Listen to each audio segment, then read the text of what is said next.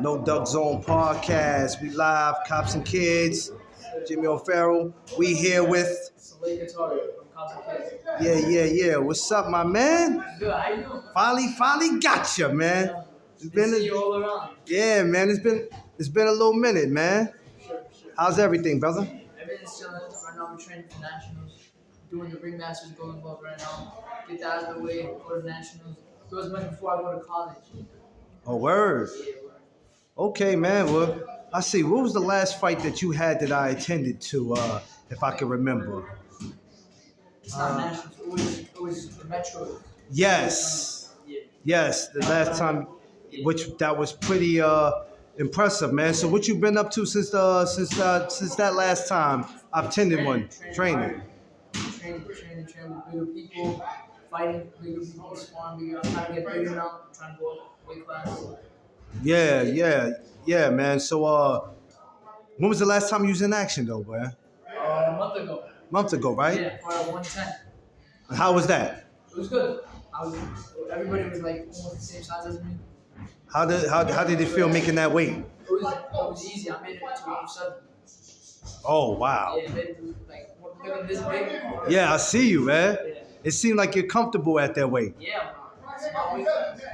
I mean, yeah, because some people in boxing, it's hard with the weight sometimes. You see people struggle to make weight and to lose weight. A lot of guys, they come in heavier than what they supposed to, and then you got guys, they come in, they look like skeletons. I used to walk around 110 and fight at 110, and then I started getting bigger and bigger. But I see people getting down like 20 pounds in nationals, so I'm like, I'm not gonna do that. So I had to go up and then go back down.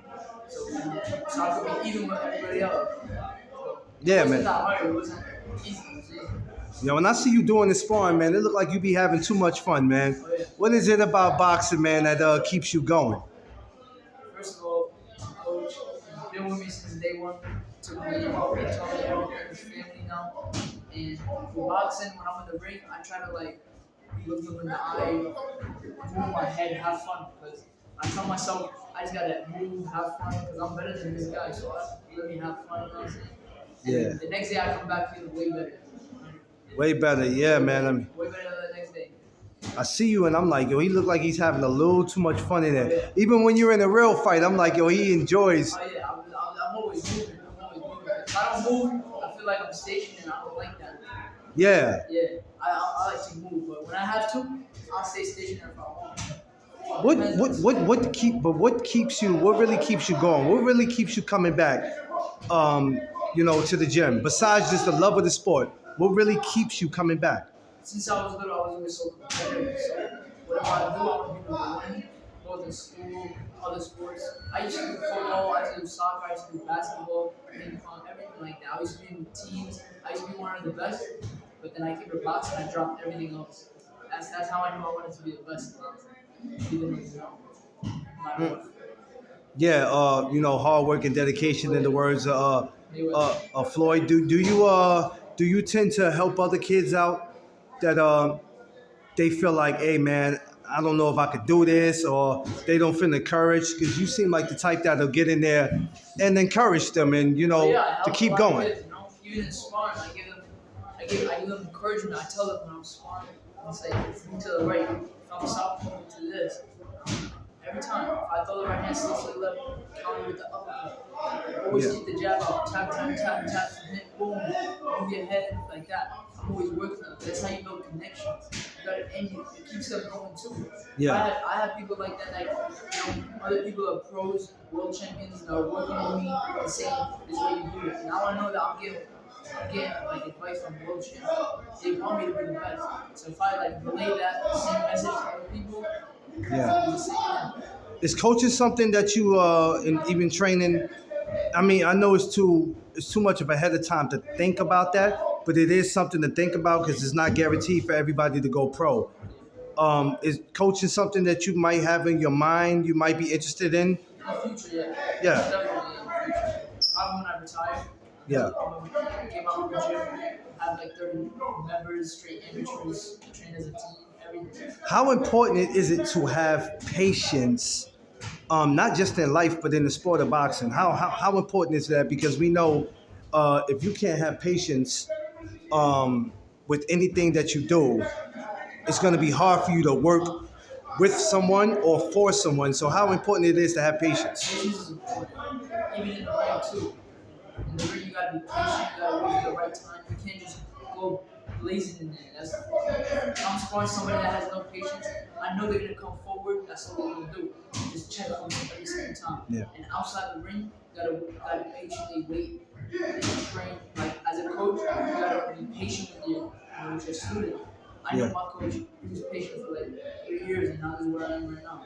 Yeah. Every day, you got to, he took his personal time, patience, everything. If he wasn't patient, he would be like rushing me and stuff. But he got me a little like, how to make me climb that ladder to be the best. When you first got into boxing, how long did it take you to adjust to it? I think a year. When I started boxing, it was 2 months in, and I had my first fight. See that was that time I was rushing. Hmm. I wasn't doing good. But I was still winning. I won all my fights. Started off. I gave the guys 8 counts, everything. But then my coach we started working slow, fast, patience. It's all in boxing IQ. It's not just speed, it's not just power, it's in boxing IQ. Know how much to step back, know when to feint, know when to jab, when to keep distance, everything's like that. So patience is a key factor in everything. You've been at these shows, you've been in these shows, you compete yourself, and you see a lot of guys, they perform better in the gym than they do In the fights. in fights. Where do you think that comes from? It comes from the nerves of the guys. You get nervous, they're not used to it, and in the end of the day, it's all experience. I'd rather have more experience than more power. I'd rather have more experience than speed. It's all about the experience. You go in there. I remember my first like 10 fights. I was nervous every single one. But when I Yeah. started getting more sparring, more people from outside gyms, everything, I got that experience. Yeah. So I wasn't nervous. Like I wasn't shaking my boots. I was fighting almost similar as I was sparring. But I'm still adjusting right now. Like how I spar is like 100 times better than how I fight. Yeah. Yes. Yeah, that's good because I see you spar and then I see you fight for real and I'm like, well, he's always keeping that same energy Yeah, exactly. when I see him. Like that's what goes back to the part that I'm having fun. That's the key factor. Over here, I'm trying to have fun, and over there, if I'm not trying to have fun, then I'm gonna be like stiff, nervous, stuff like that. But isn't having fun is what keeps you going? It keeps you alive because Yeah, when you decide that you're not having any fun no more and it doesn't feel the same as it did when you first came in, then it's time to exit out respectfully because it's like this is a sport you can't play with. yeah, you can't. You gotta. You know what I mean? When I say I'm having fun, I'm not just having fun like that. Yeah. I'm always on guard because I know one wrong shot, one wrong move, and I can get caught. Yeah. So I'm always having fun. But I trained that 100 times, 100,000 times, and I only do it once in the ring, fighting. Yeah. So that's why I know when to move and that, and so from experience. Yeah. For you, what does it mean to train here at Cops and Kids? Family. They brought me in, hugs, everything. I still, to this day, I say what's up to everybody as I walk into the gym. They say what's up to me. It's the same energy since day one. Nobody changing on each other. Everybody making each other get better. Everybody. They support me going to nationals. They drive me out to sparring. They have always had my back. They just like making connections with other people, talking about me. Every time they speak about me, it's always something good. Something like that. Yeah, and that's got to be. We need more gyms like that. That's Just like that, and they don't take Yeah. any money from me. no. Organizations is free, all free. What I love about you guys the most is that every time when there's a fight coming up, not just amateur but even pro, I've been in the garden and see you guys walk in the garden together, and I'm like, Oh, yeah. oh, it's like 20 of them. This is We crazy. always stick together, man. Like fights. Like I remember it was Wilder. Yeah. Wilder fought in birthday said they gave us tickets. Yes. And other world champions that came out of this gym, Yeah. they don't like. Sometimes they train here mostly like in Las Vegas and stuff. Yeah. They still come down over here. They give us tickets to the next fight. Yeah. It's always sticking together. We still got love that Yeah, love that it's style. it's actually family oriented, and I like that Yeah. because I go, everywhere these guys go, and you don't see too many gyms that's like that, No. and you probably never will. And I think that's why it's important to keep cops and kids alive, and to spread it out through the city. You know what I mean? Bronx. I would love to see one in the Bronx and There's in one in the Harlem. Bronx right now. Oh yeah, they got. Oh, Yeah, see, I they didn't know built one. They that. built one in the Bronx right now. Oh, see, I'm glad you told me that. Now I gotta make my way through there Oh because yeah, it's and important to have. yeah, and we also got gyms like Staten Island and stuff. Yeah, I We never go got to go to the together. Staten Island We all one. come down together and spar.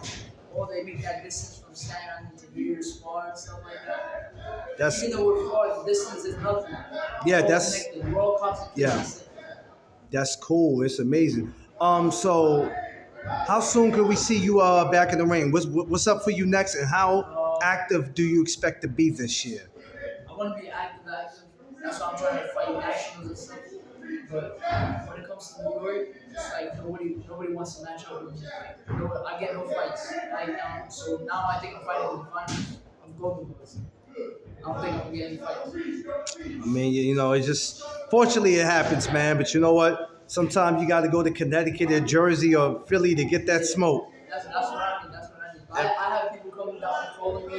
They're like, come spar this. That's what I'm going all around right now. Yeah, man. It is what it is. But I ain't gonna hold you too long, man. Tell the fans where they can find you. Find me on Instagram at Boxersal. You can find me there. All right, y'all. Check y'all later. Y'all know what it is. The No Doug Zone podcast. Let's go.